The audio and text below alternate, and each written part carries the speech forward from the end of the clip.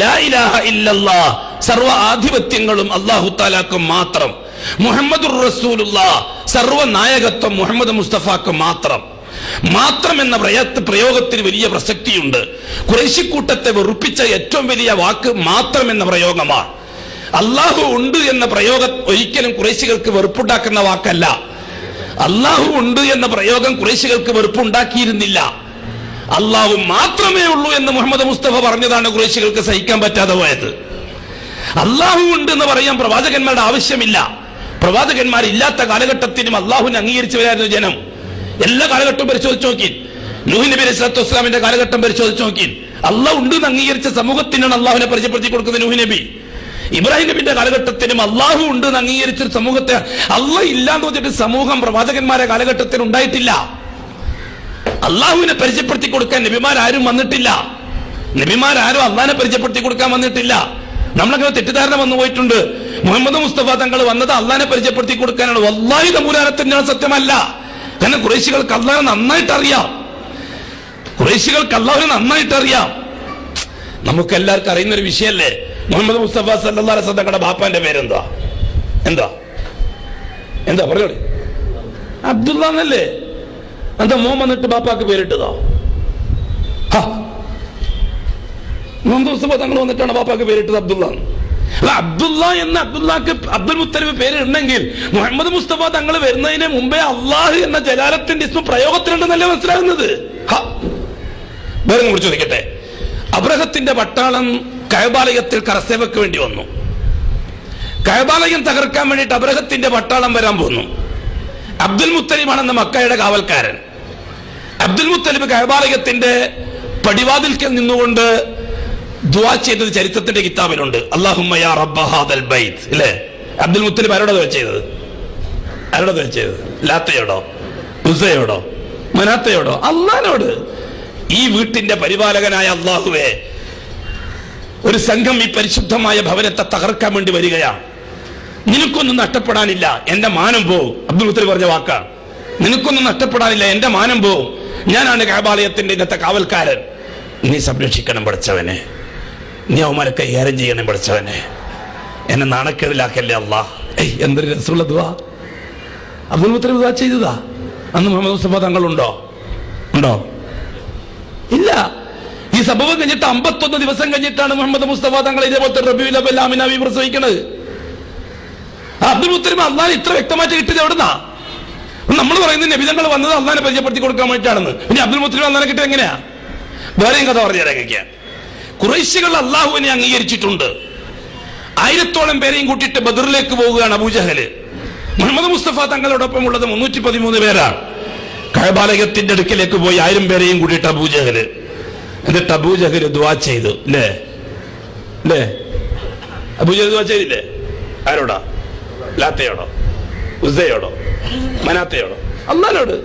അല്ലാഹുമ്മ യാ റബ്ബ ഹാദൽ ബൈത്ത്, ഇറയോനെ, മൊയ്ൻകുട്ടി വൈദ്യരുടെ ഭാഷയിൽ ഇറയോനെ, ഹാദൽ ബൈത്തുടെ നായനെ, അല്ലേ? ഈ വീട്ടിന് ഉടമസ്ഥനായ അല്ലാഹുവേ, രണ്ട് പാർട്ടിക്കാർ തമ്മിൽ ഏറ്റുമുട്ടാൻ പോവുകയാണ്. സത്യവും മിഥ്യൊക്കെ നിനക്കറിയാം, എനിക്കറിയില്ല. സത്യത്തെ നീ വിജയിപ്പിച്ചേക്കണം, മിഥ്യ നീ പരാജയപ്പെടുത്തിയേക്കണം. ആര് ദുആ ചെയ്തതാ? അബൂജഹൽ ദുആ ചെയ്തത് അല്ലാഹുവോട്. തൊട്ടപ്പുറത്തുനിന്ന് മുഹമ്മദ് മുസ്തഫ സല്ലല്ലാഹു അലൈഹി വസല്ലം ദുആ ചെയ്യുന്നു. ആരോട്? പിന്നെ എന്തിനാ ഇവർ തമ്മിൽ തർക്കം? തർക്കം? അബൂജഹലും ദുആ ചെയ്യുന്ന അല്ലാഹുവോട്, മുഹമ്മദ് മുസ്തഫ തങ്ങളും ദുആ ചെയ്യുന്ന അല്ലാഹുവോട്. മുഹമ്മദ് മുസ്തഫ തങ്ങൾ ദുആ ചെയ്തു, അല്ലാഹുമ്മ ഹാദാ ഖൗമുൻ ജിയാഉൻ ഫഅശ്ബിഉഹും വഹും ഉറാത്തുൻ ഫഅൽബിസുഹും വഹും ഹുഫാത്തുൻ ഫൻഅൽഹും. ഏ അല്ലാഹ്, ഉടുതുണിക്ക് മറുതുണിയില്ലാത്ത ഒരു കൂട്ടം സാധുക്കളാണ് എന്റെ ഒന്നിച്ചുള്ളത്. നീ അവർക്ക് വസ്ത്രം ധരിപ്പിക്കണം. ഏ അല്ലാഹ്, കാലിൽ ചെരുപ്പ് വാങ്ങി ധരിക്കാൻ നിവൃത്തിയില്ലാത്ത പാവങ്ങളാണ് എന്റെ ഒന്നിച്ചുള്ളത്. നീ അവർക്ക് ചെരുപ്പ് ധരിപ്പിക്കണേ അല്ലാഹ്. ഏ അല്ലാഹ്, ഒരു നേരത്തെ കഞ്ഞി കുടിക്കാൻ നിവൃത്തിയില്ലാത്ത സാധുക്കളാണ് എന്റെ ഒന്നിച്ചുള്ളത്. അവർക്ക് വയറ് നിറച്ചും തിന്നാൻ നീ കൊടുക്കണേ അല്ലാഹ്. അഷ്റഫുൽ ഖൽഖായ മുത്ത് ദീനുൽ ഇസ്ലാമിന്റെ പരിശുദ്ധമായ പ്രബോധനത്തിന്റെ മാർഗത്തിൽ ത്യാഗം സഹിക്കുന്ന ആ കൊച്ചു സംഘത്തിന് വേണ്ടി അള്ളാഹുവിനോട് ദുആ ചെയ്തു. തൊട്ടിപ്പുറത്ത് നിന്നിട്ട് ആ കൊച്ചു സംഘത്തെ നശിപ്പിക്കാനുള്ള ആർത്തിയിൽ വന്ന അബൂജഹലും അള്ളാഹിനോട് ദുആ ചെയ്തു. രണ്ടു കൂട്ടരും അള്ളാഹിനോടാണ് ദുആ ചെയ്തത്. ഇവിടെ രണ്ടു കൂട്ടരും തർക്കം പിന്നെ ഏത് കാര്യത്തിലാണ് എന്ന് പറ. ബദറുണ്ടായത് പിന്നെന്തിനാ ബദറു ഇതൊക്കെ ഉണ്ടായത്? അങ്ങ് കോംപ്രമൈസ് ആയ പോരെ? കോംപ്രമൈസ് ആകാലോ. കോംപ്രമൈസ് ആണല്ലോ ലോകത്തിന്റെ മുഖമുദ്ര അല്ലേ? എല്ലാം കോംപ്രമൈസ്. നമ്മളെല്ലാം ഒന്ന്, നമുക്കെല്ലാം കൂടെ ഒന്നിച്ച് തിന്നാം, ഒന്നിച്ചുറങ്ങാം, ഒന്നിച്ച് കക്കൂസിന് പോവാം. കോംപ്രമൈസ് ആകുന്ന പ്രശ്നമില്ല. ആദർശത്തിൽ ഒരു കോംപ്രമൈസും ഇല്ല. ഒരു സന്ധി സംഭാഷണവും ഇല്ല, ഒരു തരത്തിലുള്ള അഡ്ജസ്റ്റ്മെന്റും ഇല്ല ആദർശത്തിൽ. ലാ ഇലാഹ ഇല്ലല്ലാഹ് കാര്യത്തിൽ ഒരു വിട്ടുവീഴ്ചക്ക് മുസൽമാൻ ലോകത്ത് ഒരിടത്തും തയ്യാറല്ല. അള്ളാഹുവിന്റെ മാത്രം ആധിപത്യം. അള്ളാഹു അല്ലാത്ത ശക്തികൾക്കോ വ്യക്തികൾക്കോ വസ്തുക്കൾക്കോ ഒരു ആധിപത്യത്തിനും പാത്രന്മാരാക്കുന്ന പ്രശ്നമില്ല. ലാ ഇലാഹ ഇല്ലല്ലാഹു വഹ്ദഹു ലാ ശരീക ലഹു. എന്റെ പൊന്നു മുഅ്മിനീങ്ങൾ മനസ്സിലാക്കണം, ഇവിടെ അബൂജഹലും അഷ്റഫുൽ ഖൽക്കും തർക്കം ഏത് കാര്യത്തിലാണ്? അഷ്റഫുൽ ഖൽക്കായ സല്ലല്ലാഹു അലൈഹി വസല്ലം തങ്ങൾ പറയുന്നു, ഞാൻ ഏതൊരു അള്ളാഹുവിനോട് വിളിച്ച് ദുആ ചെയ്യുന്നു ആ അള്ളാഹു മാത്രമേ ഉള്ളൂ ഇതിനൊക്കെ അവകാശം.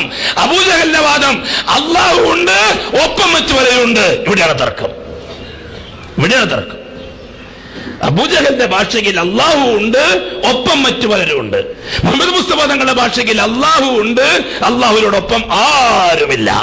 ഈ ആരുമില്ല എന്നത് ഖുറൈശികൾക്ക് താങ്ങാൻ പറ്റിയില്ല.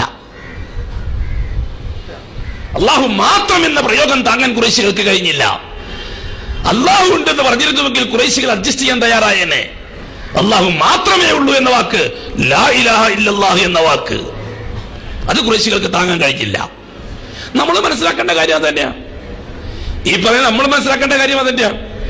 മുഅ്മിനീങ്ങളുടെ കൂട്ടത്തിൽ ഒരു വിഭാഗം അള്ളാഹു ഉണ്ട്, അള്ളാഹുവിനോടൊപ്പം മറ്റു പലരും ഉണ്ട്. വേറൊരു കൂട്ടർ അള്ളാഹു ഉണ്ട്, അള്ളാഹു മാത്രമേ ഉള്ളൂ. രണ്ടും അംഗീകരിക്കാവുന്നേ ഉള്ളൂ. ഒരു പാർട്ടി അബൂജഹലിന്റെ പാർട്ടി, മറ്റേ പാർട്ടി മുഹമ്മദ് മുസ്തഫാന്റെ പാർട്ടി. തീർന്നില്ല കഥ. കൂടുതൽ ചർച്ച എന്തിനാ? കൂടുതൽ സംവാദം എന്തിനാ? ആണോ? അങ്ങനെ തീർന്നല്ലോ, ഒറ്റവാക്കി തീർന്നു. ഒരു കൂട്ടർ അള്ളാഹു മാത്രം, ലാ ഇലാഹ ഇല്ലല്ലാഹു വഹ്ദഹു. വേറെ കൂട്ടർ അള്ളാഹു ഉണ്ട്, ഒപ്പം നിന്നാളും ഉണ്ട്. അപ്പൊ ചരിത്രത്തിലേക്ക് മടങ്ങാം, ഇന്നലകളിലേക്ക് മടങ്ങാം. അള്ളാഹു മാത്രം, അത് മുഹമ്മദ് മുസ്തഫാന്റെ വാദം. അള്ളാഹു ഉണ്ട്, ഒപ്പം ചിലരുണ്ട്, അത് അബൂജഹലിന്റെ വാദം. അബൂജഹലിന്റെ വാദം വിടാം, മുഹമ്മദ് മുസ്തഫാന്റെ വാദം സ്വീകരിക്കാം. തീർന്നല്ലേ പ്രശ്നം?